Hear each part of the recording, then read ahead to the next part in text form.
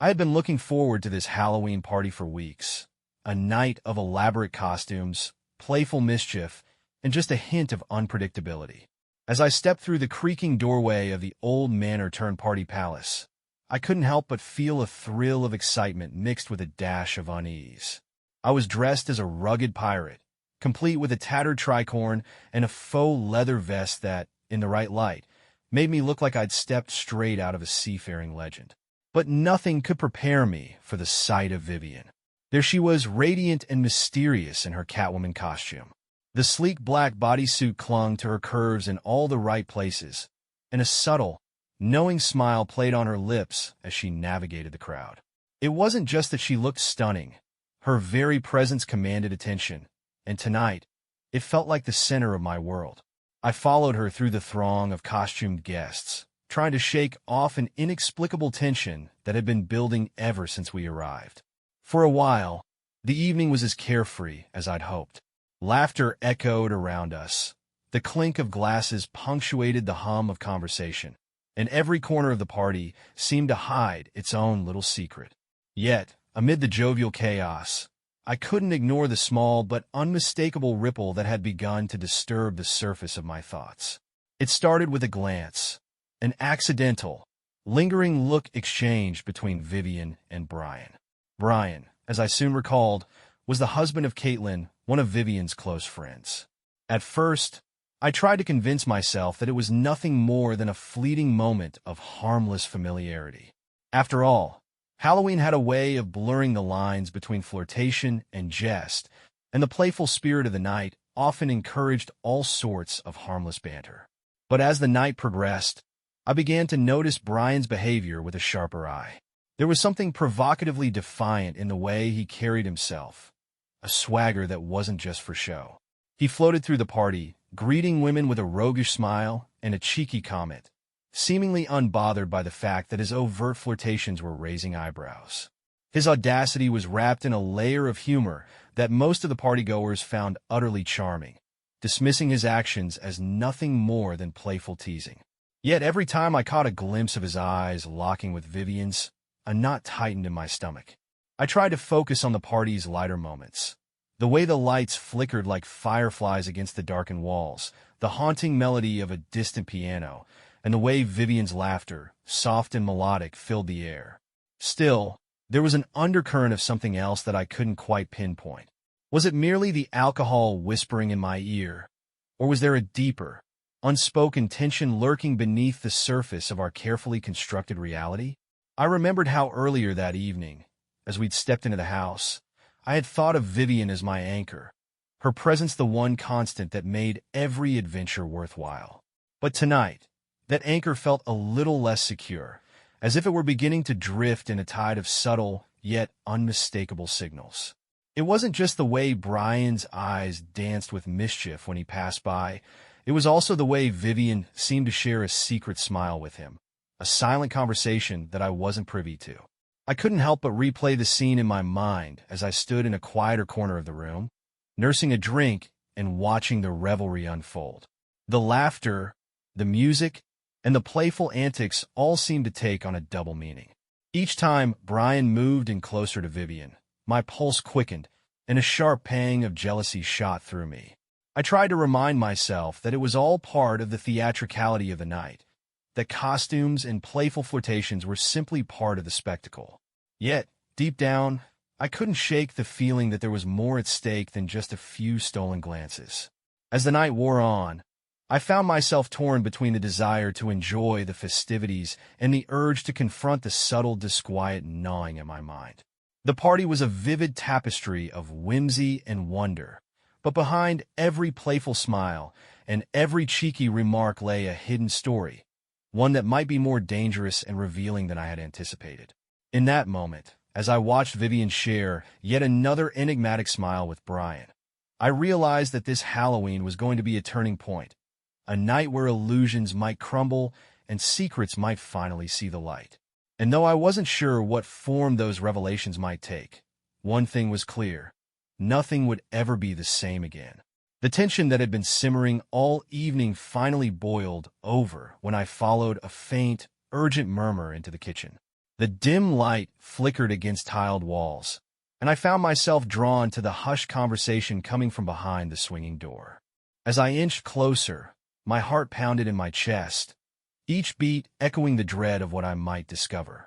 Inside, Vivian and Brian stood side by side, their body language too intimate, their words too soft to be nothing more than idle chatter.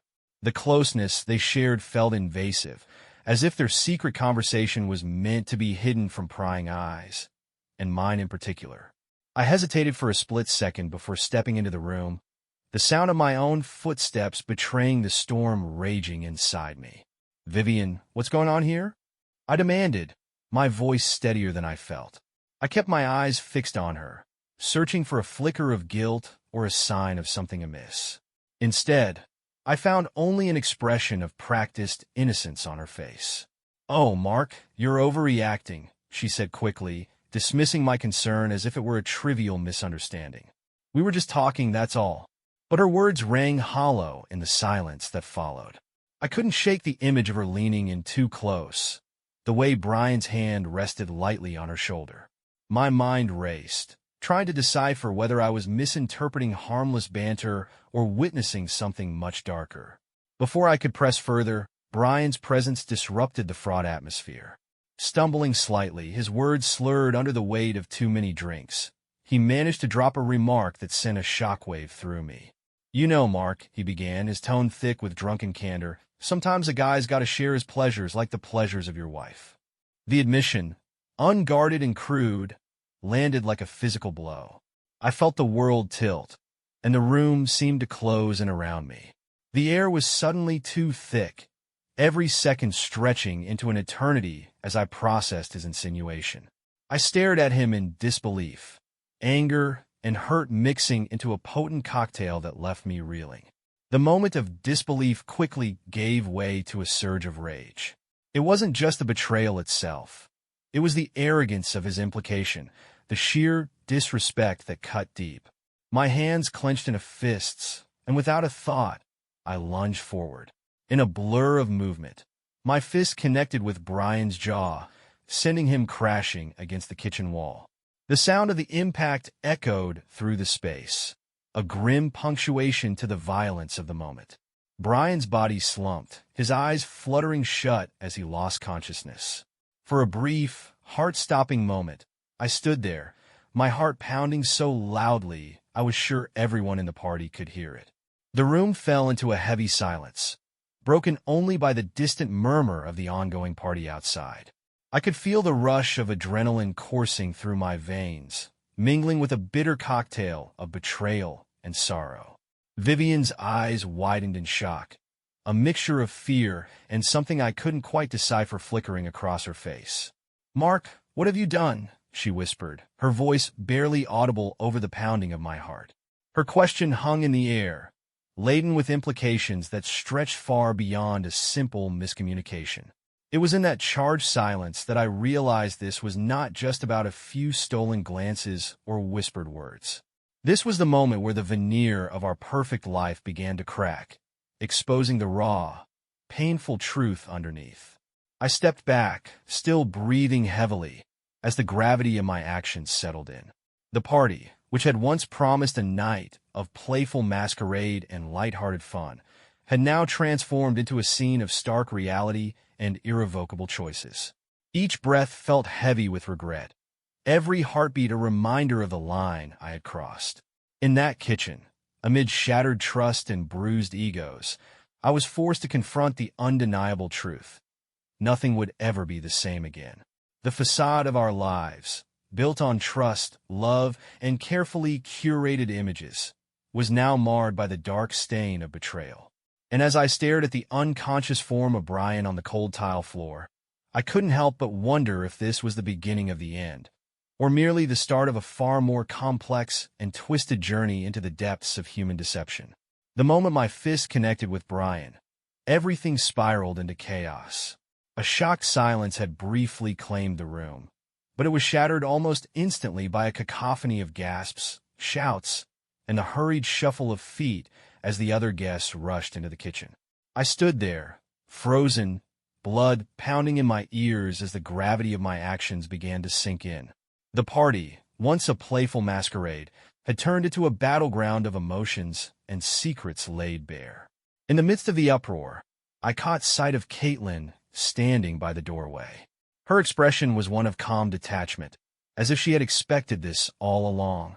It sent a chill through me, a silent, accusing message that she knew more than she let on. Her eyes, cool and unperturbed, met mine for a fleeting second before she turned away, leaving me to wonder just how deep the deceit ran. Vivian tried to break through the din, her voice trembling as she approached me. "Mark, please, talk to me," she pleaded, her eyes darting between the shocked onlookers and me, desperately trying to bridge the widening gap between us. But every word she uttered felt like it was lost in the tumult. The raw anger and humiliation still simmered inside me, and I couldn't bring myself to listen. "No, Vivian," I snapped, my voice louder than I had intended, reverberating off the tiled walls. "I can't do this here. Not like this." My words hung in the air, heavy and final, as I turned and strode away from the gathering, leaving behind a trail of whispers and uneasy glances. But the night wasn't over, not by a long shot. As I moved into the main hall, the murmur of the shocked guests swelled into a roar of conversation. Soon, I found myself cornered by a small group of partygoers, their expressions a mix of concern and morbid curiosity. Yet, even amid the murmurs, one conversation cut through the din, centering on me and Vivian. Before I could regain my bearings, Vivian's voice rang out from across the room, clear and cutting through the chatter. "I can't believe you think I'd cheat on you, Mark," she declared, her tone dripping with sarcasm as she stood under the harsh glare of several uncomfortably inquisitive faces.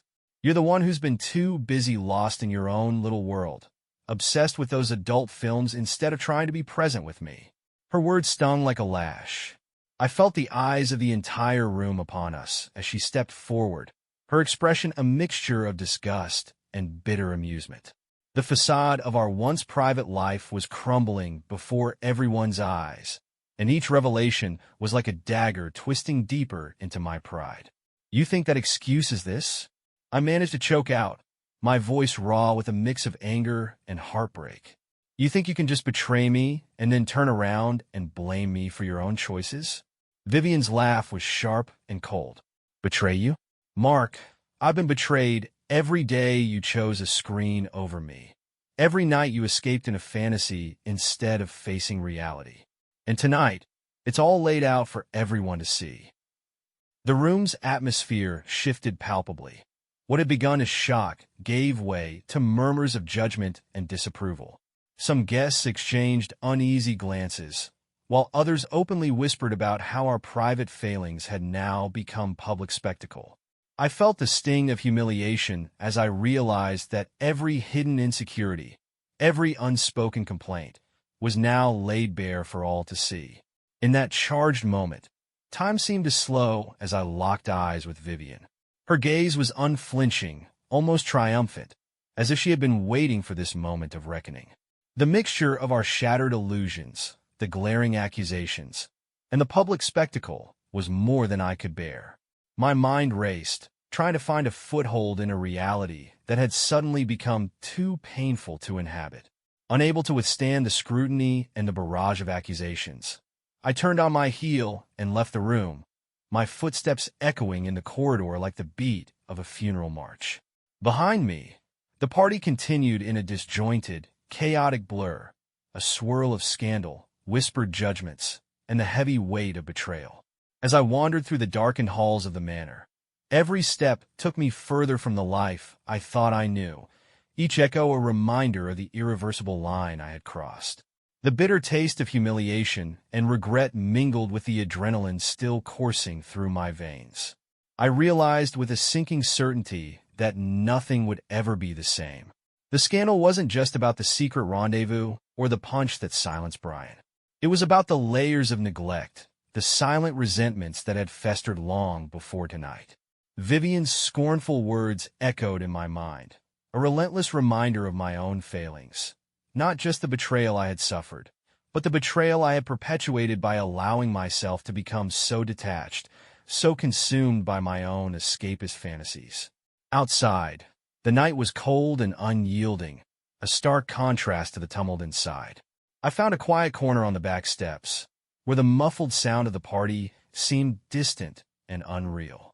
As I sat there, grappling with the raw aftermath of the evening, I couldn't help but wonder if this public scandal was merely the tipping point of a much deeper, more twisted saga that had been brewing in the shadows of our lives. The revelations of tonight had shattered more than just trust. They had exposed the fractures in our very souls.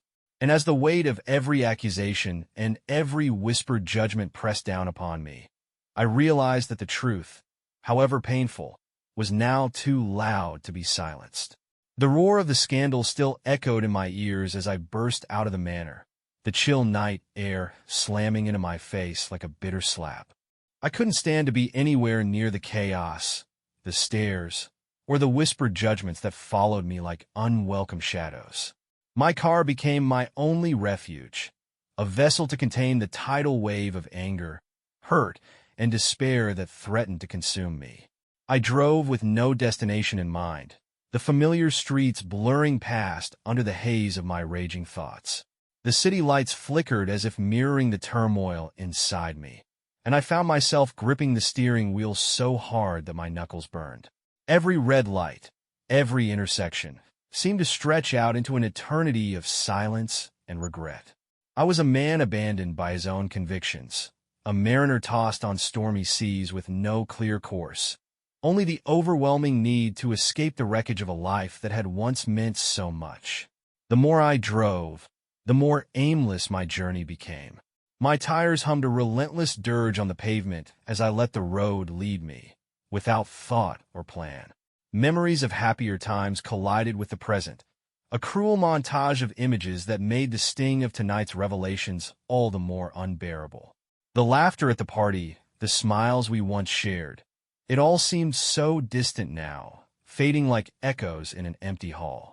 Somewhere in the labyrinth of midnight streets, a familiar landmark emerged. A modest house with a warm glow in its windows, a place that once symbolized safety and unconditional love. It was my parents' home, a beacon from a past when pain was unknown and every wound could be healed with time and a gentle embrace. Without hesitation, I turned down the familiar drive, the weight in my chest growing heavier with each passing moment. I parked the car with a sense of reluctant relief and stepped out into the cool night. The air carried a faint scent of home-cooked meals and memories of childhood, a stark contrast to the acrid bitterness of betrayal that still clung to me. The porch light spilled out onto the walkway, a soft invitation that I hadn't realized I so desperately needed. Before I could rouse the courage to knock, the door swung open. There she was, my mother, her eyes widening in a mixture of surprise and concern as they met mine. There was no barrage of questions, no probing into the details of the night's disaster. Instead, her face softened into a tender smile, and without a word, she stepped forward, wrapping me in a warm, familiar embrace. In that moment, I felt a small measure of solace, a reminder that some things in life remained constant, untainted by the cruelty of the world. Her silent acceptance spoke volumes, filling the void left by shattered pride and lost illusions. As I sank into the comfort of her arms, the weight of anger began to ebb away, replaced by a deep, aching sorrow that I couldn't quite articulate. Inside, the house was quiet and welcoming, a stark contrast to the explosive energy of the party. My mother led me to a small, dimly lit living room where we settled into a well-worn sofa. There were no demands for explanations or confrontations about the chaos that had unfolded. Instead, the silence between us was gentle and understanding, a language that needed no words. As I sat there, my mind drifted through the haze of recent events. The fury, the humiliation, and the bitter taste of betrayal were still raw, simmering just beneath the surface. Yet, in the soft cadence of my mother's presence, I found a tiny fragment of hope, a reminder that perhaps, somewhere in the wreckage of this shattered life, there remained the possibility of healing. That night, in the quiet solace of my parents' home, I allowed myself to be vulnerable. I admitted, in whispers barely audible, the depth of my despair and the overwhelming sense of loss. There were no easy answers, no promises of immediate redemption. There was only the quiet understanding that sometimes the darkest nights pave the way for the dawn. And as the hours wore on, wrapped in the gentle care of unconditional love, I began to wonder if this unexpected refuge might be the first step on a long, painful road to reclaiming what I had lost, even if it was just the remnants of my own battered soul. In the weeks following that disastrous night, I became a ghost in my own life, an apparition drifting between the dim, silent refuge of my mother's house and the hazy, soul-crushing atmosphere of the local bar. I kept my phone on silent, dodging calls and messages like unwelcome reminders of a life that no longer felt mine. Friends reached out with concern, but I retreated further into the self-imposed isolation, determined to forget the scandal and all the shame that came with it. It wasn't long before I noticed the empty chairs at family dinners and the persistent buzz of unanswered texts. I could sense the worry in the distant voices of those who once cared, but I was too tangled in my own web of despair to let their concern break through. The bar, with its neon lights and bottomless glasses, became a sanctuary, a place where my sorrows were drowned in cheap whiskey and the fleeting solace of forgetfulness. One particularly dismal evening, when the chill of regret was matched only by the cold emptiness of my thoughts, I found myself slumped over the sticky bar counter. My reflection in the polished surface was unrecognizable, a man with bloodshot eyes and an anger that burned too fiercely to be soothed by any liquid. I sat in silence, lost in the labyrinth of my own regrets, when the heavy thud of a chair pulled me out of my stupor. Eric's had found me.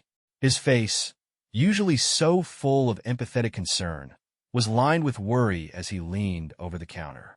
"Mark, man, we've been trying to reach you," he said, his tone a blend of frustration and pity. I could tell he was upset, and I wasn't entirely sure if it was because of my disappearance or something else entirely. Before I could even muster a coherent thought, a fresh wave of bitterness surged through me. "You really think I need your pity?" I slurred, my words heavy with venom and despair. My gaze snapped to his, accusing and wild. "You published that damn story about what happened. That wasn't mine to share, Eric's. You crossed a line I never gave you permission to cross." Eric's blinked, taken aback by the sudden fury in my voice. I wasn't sure whether his intended concern had been twisted by my own anguish or if, somewhere in the depths of my spiraling thoughts, resentment had already taken root. "I'm sorry, Mark," he started, his tone careful. "I just thought you needed to face it all, get it out in the open. Maybe it would help." "Help?" The word struck me like a bitter taste in my mouth. "Help?" I echoed incredulously. "You think broadcasting my deepest pain is going to fix it? You've made this public, Eric's, and every time I see your name, every time I hear my own story whispered in hushed tones by people I used to trust, it burns." I could see the conflict in his eyes, a mixture of regret and genuine concern, but I wasn't ready to hear it. Every word he spoke felt like another weight added to the crushing pressure of my humiliation. I shoved back from the bar, nearly toppling over, as anger and despair clashed within me. "Don't you get it?" I shouted, voice echoing in the near-empty room. "I don't want my life on display for everyone to judge, to laugh at. I needed to hide away, not have every damn moment of my misery paraded as some kind of twisted entertainment." The room fell silent, save for the distant clink of glasses and the low murmur of a few patrons trying to keep to themselves. Eric's face was a mixture of hurt and understanding, a mirror of all the complexities of our fractured friendship. "I never meant," he began, but I cut him off with a bitter laugh. "Spare me, Eric's. I trusted you. You should have known that my pain wasn't a story for the world. It was something I was struggling with in private." As I stormed out of the bar that night, the cold air hit me like a jolt of reality.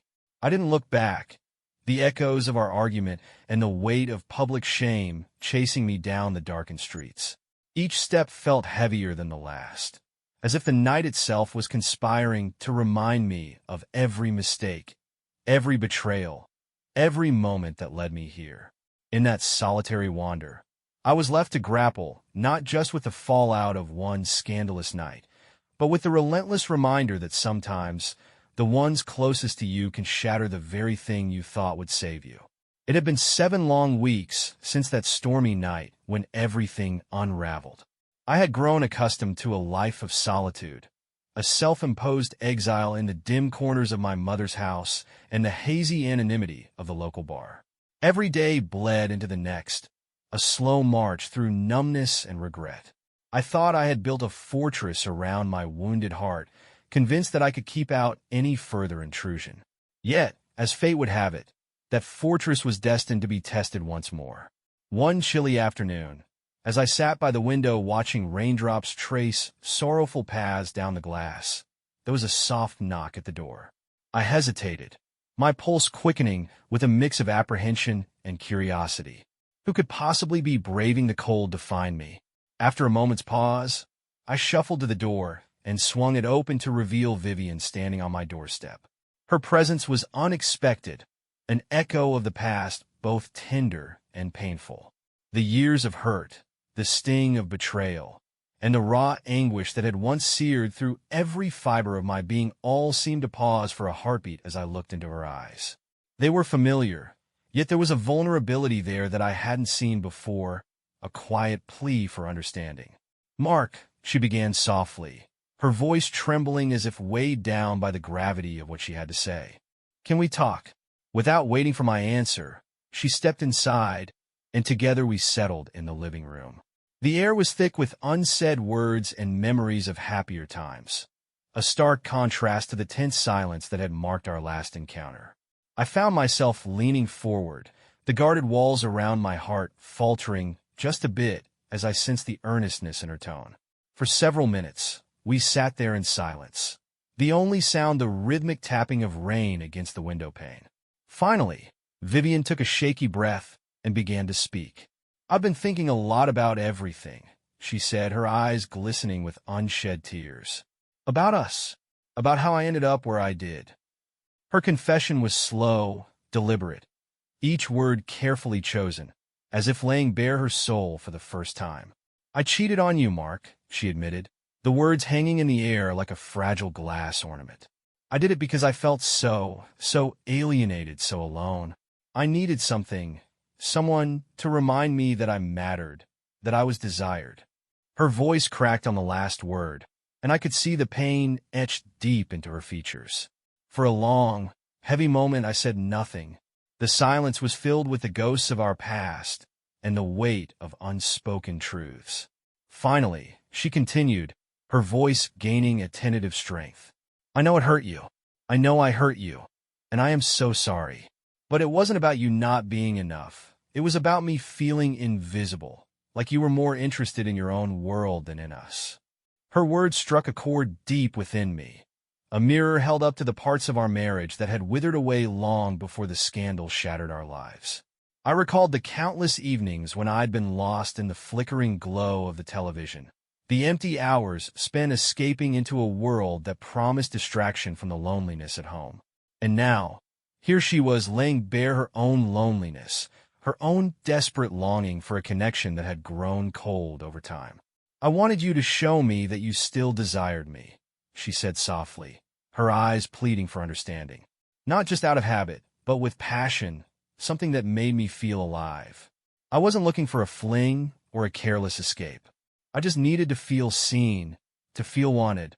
Each word pounded against the fragile remnants of my pride, mingling with the pain and regret that had become my constant companions. I could feel old wounds reopening, a deep, aching void where trust and intimacy once resided. Yet, even as the memories hurt, I couldn't help but admire her honesty. It was a raw, painful truth, one that laid bare the fractures in our marriage. Vivian's eyes searched mine as she continued, "I believe we can still fix this, Mark. I believe we can find our way back to each other if we're willing to try. I miss us, the real us, before all this hurt and resentment took over." Her words were a fragile lifeline, stretching across the chasm that had grown between us over the past weeks. The idea of salvaging what remained of our marriage was both tantalizing and terrifying. I had spent so long in the grip of anger and despair that the prospect of reconciliation felt like stepping off a cliff into the unknown. My mind raced through memories of laughter shared on lazy Sunday mornings, the quiet moments of intimacy that had once knit our souls together. Yet, the scars of betrayal and neglect were still fresh, a constant reminder of how far we had fallen. The room felt charged with an electricity that was both hopeful and heartbreaking. "Do you really think we can rebuild?" I asked, my voice rough from disuse and the strain of bottled-up emotions. "After everything that's happened?" Vivian nodded, her gaze unwavering despite the pain that flickered in her eyes. "Ido, but it's going to take more than apologies, Mark.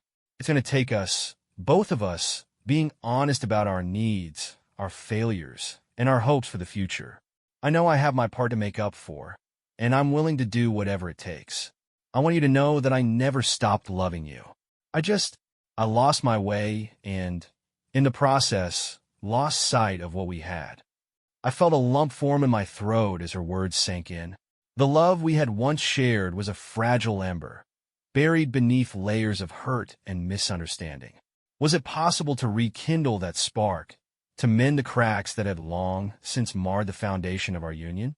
As the silence stretched out once more, I found myself reflecting on the bitter path that had led us here. The scandal, the public humiliation, the nights drowning in alcohol. Each moment had been a step away from a love that had once seemed unbreakable. And yet, here Vivian stood, vulnerable and contrite, offering a chance at redemption that I wasn't sure I deserved.